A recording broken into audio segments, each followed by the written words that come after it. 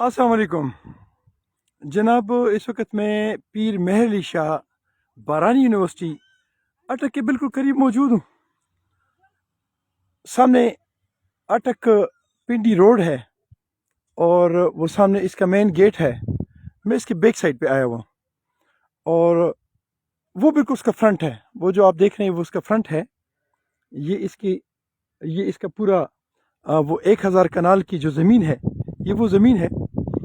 और सबसे पहले तो मैं शेख आफ्ताब साहब को अप्रिशिएट करता हूँ कि उन्होंने ये यहाँ पे इसकी अप्रूवल की है और यहाँ पे इसका काम करवाया है।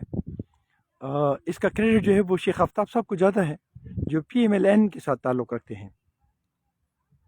एक दो चीज़ें इसमें डिस्कस करनी थी।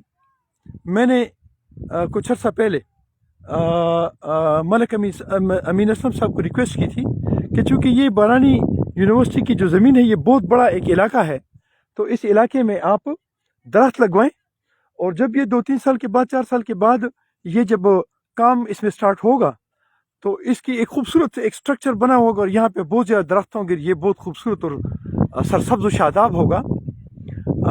तो मुझे इत्तला मिली कि इसमें कुछ दरख्त लगाए गए हैं और इसका काम भी कंप्लीट हो गया। तो आज मैं यहाँ विज़िट किया है।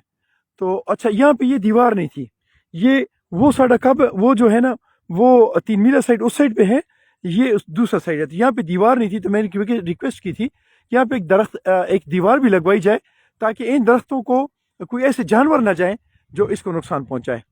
तो मुझे बताया गया था कि वो दीवार भी कंप्लीट हो गई है। तो वो दीवार में देख रहा था तो यहाँ पे जो सरिया है माशाल्लाह ये भी बहुत ज़बरदस्त है, इसको जंग बिल्कुल नहीं है और इतना मोटा सरिया है कि मेरा ख्याल है कि आइंदा 50 साल में भी कुछ नहीं होगा।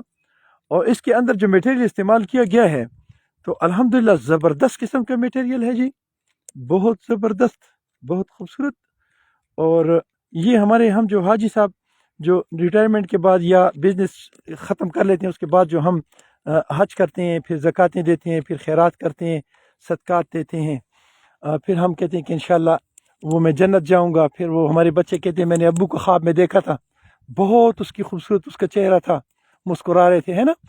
तो ये बस मैं एक आपको दिखा रहा हूँ और नहीं दिखाता हूँ, वो फिर आप डिस्टर्ब हो जाएंगे, आप बोर होते हैं, आप खफा भी होते हैं और आपको तकलीफ़ भी होती है। आप कहते हैं कि जी आपको हर चीज़ नेगेटिव नज़र आती है, आपको हर चीज़ में खामियां कमियां कोताहियाँ नज़र आती हैं, फिर आप नाराज़ होते हैं, फिर ज़्यादा नहीं जाते हैं।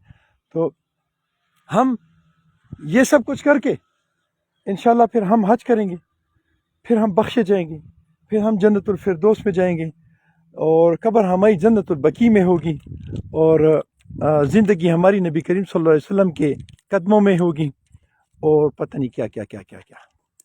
पाकिस्तान जिंदाबाद। अस्सलाम वालेकुम रहमतुल्लाह।